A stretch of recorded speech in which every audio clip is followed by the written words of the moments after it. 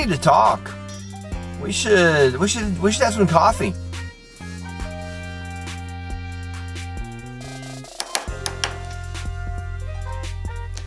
All right, it is coffee chat time. Coffee chat. A couple things to talk about. It was 65 yesterday, and I know it's just the whole idea that people actually, come to my channel to find out about the weather. I know that's not true, but I still find things like this amazing. It was 65 yesterday. It was 37 this morning. Dear winter 2019, go home. That's all I got to say about that.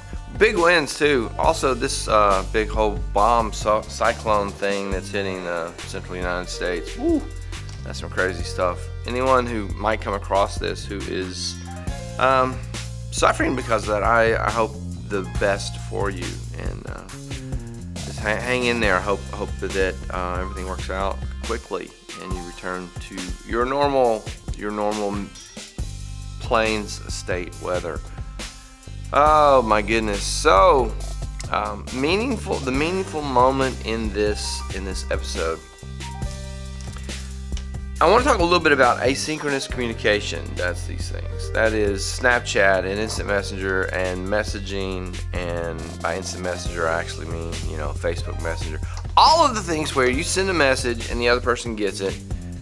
Text messaging being kind of the probably most used version of that, where you send a message, the other person gets it, and then some point later they respond to it, and at some point later is the topic that I want to talk about. Some point later. In the culture of Snapchat, being left on red is, no, don't do that. If you're in a close relationship with someone and you read their message, there is a sort of an expectation that you're going to receive, unless it's streaks. Apparently with streaks you can just send the streaks and read the streak. You don't really have to reply and say, oh, I got your that would be like a circle of never ending. This asynchronous communication thing started, I was there when it started. It was the text messaging. I didn't get in on the text messaging where it was the T9 is what my kids call it, where you'd do like A, B, C, and then you'd go A. You'd push the number pad button 3 times to get through the different letters. I guess 4 times to get. My kids, they could blast through a sentence on that T9 thing, and it had predictive text already. They started that predictive text, so they could do literally faster on T9 than some people can on a full keyboard. It was crazy. But that was the beginning of asynchronous communication. Email is in a sense that, but it's obviously longer body of content, and it took the place of the postal letter that you would mail, and then a few days later someone would reply. With email, the expectation is you send an email and not so long, like 3 days pass, but maybe some time passes and they send back. Text messaging, what the idea is that it's going to be faster. Now, those of you who didn't grow up with licking stamps and putting them in an envelope, you're like, yeah, what are you even saying? This doesn't even make sense. Someone, I guess, if you're 40 or 50 or 60 and you're reading this. But here's the problem with those of you who grew up and never stuck a letter in the mailbox. Your entire life experience has been instantaneous, asynchronous communication. The problem is the person who receives that, from the sender's point of view, you're sitting there going, what are they doing? Why didn't they reply? From the receiver's point of view, they're like, okay, I'm going to reply to this, but right now I am stirring the souffle batter, and I don't even know if you stir souffle batter, but let's say you do. I can't stop what I'm doing right now or it will be ruined. I will occasionally, very rarely, I'll get messages from my wife during the school day, and if I do, I'll see it pop up, the notification, and I might be able from the notification to know that it's like, on your way home this afternoon, can you? So I don't need to stop what I'm doing to reply to that. That's why this asynchronous communication is so powerful. I can send not time urgent messages, and the other person can, in a not time urgent way, respond to that,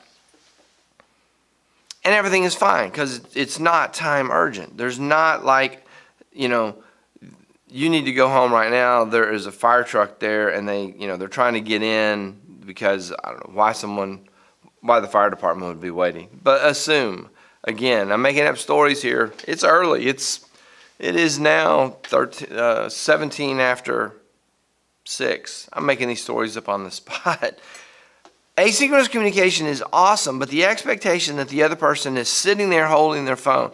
Why am I telling this story? So I had a long conversation with a student yesterday whose significant other had sent a message while the student was still asleep. So the student woke up to like 15 messages. Now the sender in that particular case had the expectation that the person was asleep. So that was cool because, 4 o'clock in the morning, people are oftentimes asleep. But there are many, many, many other occasions where the message is sent and the receiver glances at the notification and decides not to pull into a parking lot, stop the car, and answer immediately. That is an understanding that the sender needs to have. And I think that is going to be the challenge for the kids who are in high school this era, maybe the kids who are in college, thinking about some of my stepkids in college age. Their expectation needs to expand to include the possibility that the other person saw the notification and is going to get back to them in a little while. But it's not like they're going to be getting back to them when they stop, get an envelope, put a stamp on it, and wait for the postal service to deliver it a couple days later. They'll get back to it in a short period of time. Also, there are messages that you can receive that you don't necessarily need to respond to. Now, I know if it's like a social sort of thing, you need to respond, but if someone says, just for your information, I will be traveling to your location on this day. Boom, sent. You can send back a very brief reply and say, okay, received, or sometimes it's not necessary even to reply. Keeping in mind those sorts of things, sort of bring that expectation down. It's going to avoid you being frustrated. All right, I talked a long time about this. Asynchronous communication, love it. It's awesome.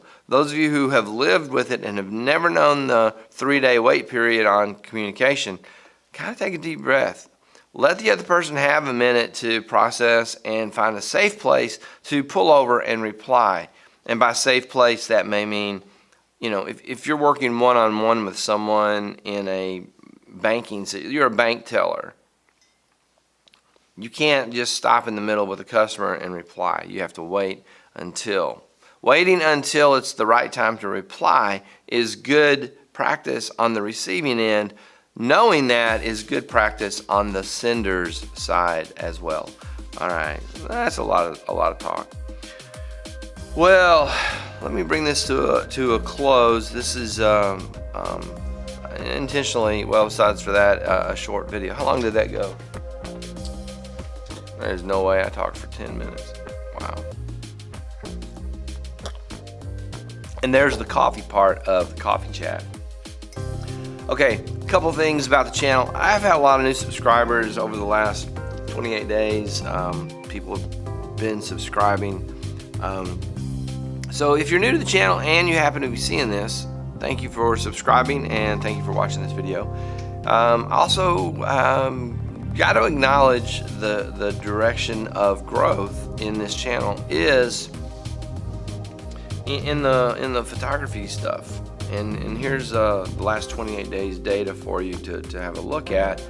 Obviously the last 28 days, the photography videos, the Photoshop tutorials and the photography videos have been the top performers, and this has been the case really for the last 6 months. So those of you who are finding this, you're not watching this video. Those of you who are finding the search words, thank you for watching also. But If you should happen to be watching this video, thank you for watching that. Those of you who are subscribers, just keep watching for the Snap Lives and these coffee chats and the days in the life. And be aware that I'm going to continue to feed the channel with the tutorial videos. Also, the student videos, I gotta mention that. The amount of things the kids are learning surprises me on a daily basis, and the amount of creativity they come up with, and the ideas that they have, and their willingness to work hard and come up with interesting content. It has been a phenomenal experience to watch all that happen. I don't want to say that that's it. Those whatever it is, 10 kids or however many are participating. I would do this, and if you see this video and you're like, hey, I live in Lowell, I want to make a video, hit me up, figure out somebody to connect, and I'll be more than happy to develop something with you, even if it's just like a 1-bit piece that goes into some other video. I am totally open to the idea of expanding that teaching process, and that it is fun. I'm having a blast. I think the students who are making the videos are having fun, and those of you who watch those videos and comment on them, you can see the fun that's going on. It's kind of a cool deal. So I am more than willing to expand that. I don't want to be like, I told the kids who are making them, this is not like an exclusivity thing. We're not trying to leave anybody out. We're not trying to make this you and only you, or them and only them, or however you might see it. So if you're in the area and you would like to be in a YouTube video and you've got an idea for one and it's school appropriate and all those kinds of things and it would fit, let's do it. Let's make a video. That would be awesome. All right, coffee chat, bring this one to an end. Not a whole lot of camera work, not a whole lot, but the asynchronous messaging thing, and that is a very, very important concept for 21st century. And like I said, my observation within the teenage and college population is that expectation that they're going to get right back to you instantaneously every single time. I feel like that's a little bit of a high bar. You need to expand your understanding a little bit to allow for people to get into a safe place to respond. Thanks for watching this episode. If you liked it or enjoyed it or anything like that, hit the like button. Subscribe to the channel, sign up for notifications. Leave me a comment, question, or a suggestion. Hey, go over to Charlie's Reddit page and do something on Reddit. Post something. That would be cool. It is reddit.com/r/Bill Snodgrass. And Charlie, as in Gnarly Charlie, made that Reddit page. It's pretty cool. Go over to SILIAR and read some stories, all those kinds of things. Have fun. Enjoy the weekend. You should enjoy the weekend. Spend some time with your family, and go shovel your driveway if you're in Colorado. Because wow, that was crazy weather. Started with the weather, ended with the weather. It is time to hit that button and turn off the camera. Or hit that button and hit them both. I'll hit both buttons and turn them both off. That seems like a good idea. See you in the next one.